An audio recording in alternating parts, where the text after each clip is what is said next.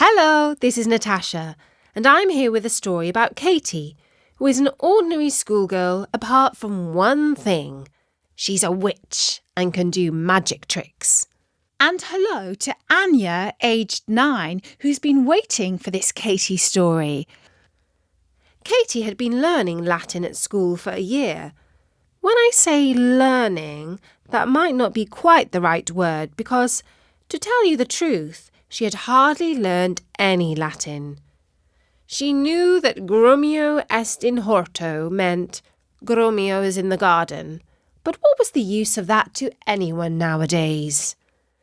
Katie couldn't wait to drop this deadbeat language and learn something more useful, like Spanish. But when she told her mother, she received a big no. Katie had to learn Latin because it was the most useful subject in school if you are a witch. Why, Mum, pleaded Katie. Hardly anyone casts spells in Latin anymore. They've all been translated into English. Well, maybe, but Latin makes the past come alive today, her mum said, gesturing with a wooden spoon and accidentally flicking some drops of sorrel soup onto Katie's forehead without seeming to notice. When you read Latin, people from a whole different world speak to you like they are alive today, only in a parallel universe. To do magic, you need to understand how the past and the present live alongside one another and their energies intertwine. Katie sighed, not entirely convinced. You make it sound so interesting, but our Latin teacher is about as interesting as a statue of some dead Roman dude. That's a pity, her mum replied, the wooden spoon now tapping rhythmically against the side of the pot. We'll have to get you a private Latin teacher now. But you are always saying we need to save more money, Katie protested, her arms crossing over her chest in a defiant stance. It won't cost a thing. I'll ask Solomon to teach you Latin. Solomon? He's a cat. How can he teach Latin? But as you know, he's a magical cat, and he knows Latin very well indeed. And so, every weekday evening at 6, except on Thursdays when Katie had a dance class, Solomon and Katie learnt Latin. Not just to read and write it, but to speak it, because if you can do magic, you will know that Latin is a living language. Solomon would sit on Katie's bed and ask, Salve, Caterina quid agis? Which means, Hello, Katie, how are you? Bene e tu? Katie responded, meaning, well, and you? Optime, Solomon purred. Fantastic. Today we are learning magical words. They are small but powerful. Quae verba? Which words? Primum files, Solomon began. Files means cat, doesn't it? Too right. You're making progress. And then he would give her some homework. She would have to learn to conjugate verbs like incantare, to cast a spell. Incanto, incantas, incanta. I cast a spell, you cast a spell. He casts a spell. You get the idea. And slowly but surely, Katie got better and better at Latin. She even outshone her friend Isis, who had a very expensive Latin tutor. It turned out that Solomon the cat was a far more effective teacher than a young graduate with a first-class degree from Oxford University. As for Mr. Case, her Latin teacher at school, he was over the moon with Katie and Isis's steady progress. They were his star pupils, shining beacons of success for his time. honoured teaching methods in a modern school setting. Solomon, on the other hand, secretly enjoyed teaching Katie Latin. It wasn't just about the lessons. It was the chance to showcase his unparalleled feline intelligence. But true to his nature, as a professional grumbler, he kept badgering Katie's mum. "I'm saving you a fortune by teaching Katie. Surely that's worth something." Katie's mum wagged a finger at her cheeky cat. "Solomon, you're living a cat's dream here. All expenses paid. Isn't it about time you pitched in?"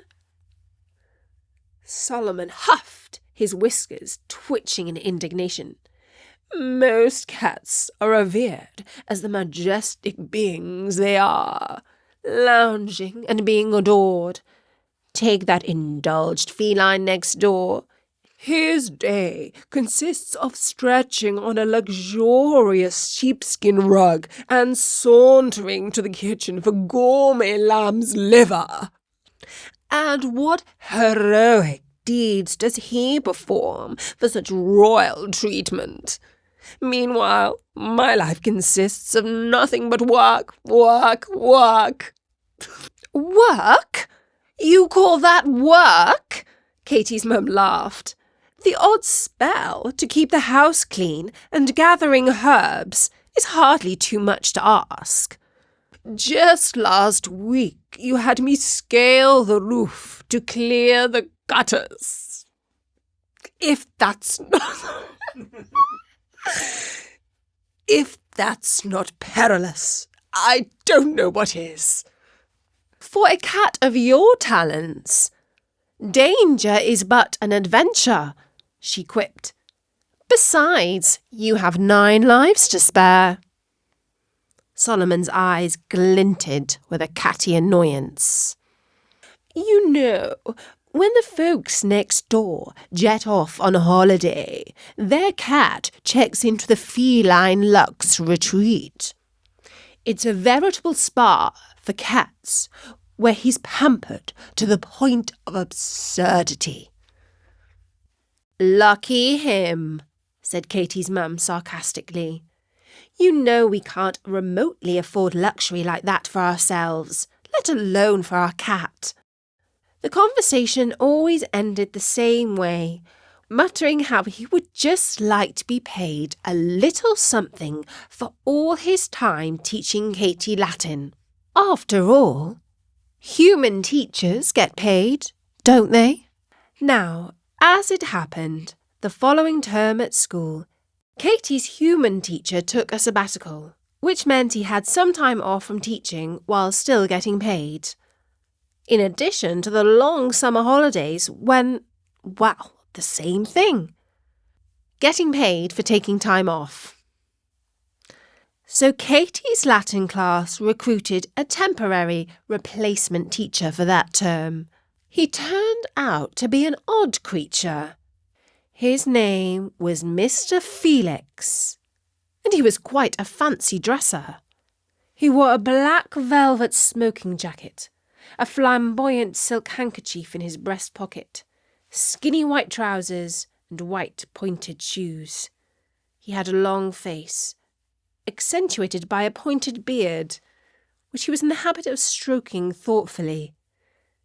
His pupils soon got the idea that they would sit and stroke their chins all through the lessons. He didn't seem to notice or care.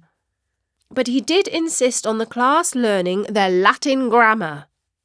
He was far stricter than Mr. Case had ever been, and anyone who did not get at least 9 out of 10 in a Latin test was given detention. The only members of the class to escape detention were Katie and Isis, who always got full marks on their Latin tests. Samantha, who was always getting detention, liked to call them the teacher's pets. But Katie whispered to Isis, if only she knew. I suspect that he's our pet. Because her witch's senses told her that Mr. Felix and Solomon were not entirely unrelated. When she went home, she would ask Solomon, "What did you do today, Solomon?" And he would reply, "Oh, the usual, helping with magic around the house, doing the laundry, cleaning the dishes. A cat's housework is never done." And Katie would smile to herself because she knew he wasn't being entirely truthful. One day at school, after a particularly grueling test that left more than half the class with the prospect of facing detention, Samantha raised her hand. "Mr. Felix, why are we even bothering with this, sir?" Samantha asked, her voice laced with genuine curiosity but edged with frustration. "What's the point of learning Latin? It's not like we're going to use it to text our friends or anything." And Mr. Felix, who really did not like Samantha at the best of times, positively roared back, "What's the point in learning Latin? I'll tell you what the point of learning Latin is. Students who don't learn their Latin verbs will be thrown to the lions." And for a few moments, Mr. Felix seemed to turn into a lion. Not just to Samantha, but to all the students, and the class seemed to turn into a Roman arena. There were crowds of people seated all around them, gasping and cheering as the lion came closer and closer to Samantha, seemingly about to pounce and eat her. All the children were screaming their heads off, apart from Katie, who was thinking, "Oh, Solomon, now you've done it." She said a spell that brought them all back to the Latin class. But it was too late. Miss Hepworth, the head teacher, came rushing in to see what all the screaming was about. She found the entire Latin class as white as sheets, as if they had seen a ghost. Some of them muttered something about a lion in the room. Nothing seemed to make any sense, especially Mr. Felix, who spat out, "That will teach them what the point of Latin is." And Miss Hepworth, who already had some serious doubts about the strange Mr. Felix, went back to her office and called the teaching agency to ask for another temporary Latin teacher. The next day they sent Miss Aquila, who was much more boring, much to the relief of Mrs. Hepworth and the Latin class. Mr. Felix was indignant at being fired. "Don't you know little kids like being frightened?" he insisted. "Not at this school," said Mrs. Hepworth. But, of course, she had to pay Mr. Felix for his time at the school. 6 weeks' salary in all. And secretly, he was very pleased with the money. And oddly enough, when the holidays came, Katie and her mum went to stay with Great Aunt Chloe in the countryside because they couldn't afford the flights and hotels and meals out. But their pet cat, Solomon, checked himself in to the Feline Luxe Resort. So finally, he received the treatment he felt he deserved. And that was the story of Katie and the cat teacher. We do hope you enjoyed it. Oh, and don't forget to learn your Latin verbs, or you might have a nasty surprise. Tune back in for more stories soon at storynori.com. From me, Natasha. Bye-bye.